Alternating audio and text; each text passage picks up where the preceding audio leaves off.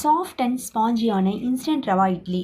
இதுக்கு கடாயில் 1 டேபிள்ஸ்பூன் நெய் சேர்த்து கடுகு, உளுந்தம்பருப்பு, பொடியாக நறுக்கின பச்சை மிளகாய், பொடியாக நறுக்கின இஞ்சி, பொடியாக நறுக்கின கருவேப்பிலை, 1 கப்பு ரவை சேர்த்து ஒரு 2 to 3 நிமிஷத்துக்கு இதை நல்லா ஃப்ரை பண்ணிக்கிறேன்.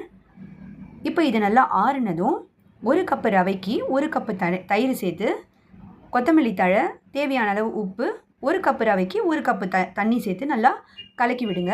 இது ஒரு 10 நிமிஷத்துக்கு வச்சிடலாம். 10 நிமிஷம் கழித்து 1/2 ஸ்பூன் பேக்கிங் சோடா கொஞ்சம் தண்ணியில் சேர்த்து இதோடு சேர்த்து நல்லா கலக்கி விடுங்க. இப்போ நம்மளுக்கு ரவா இட்லி பேட்டர் ரெடியாக இருக்குது. இப்போ இதை நம்ம ஸ்டீம் பண்ணிக்கலாம்.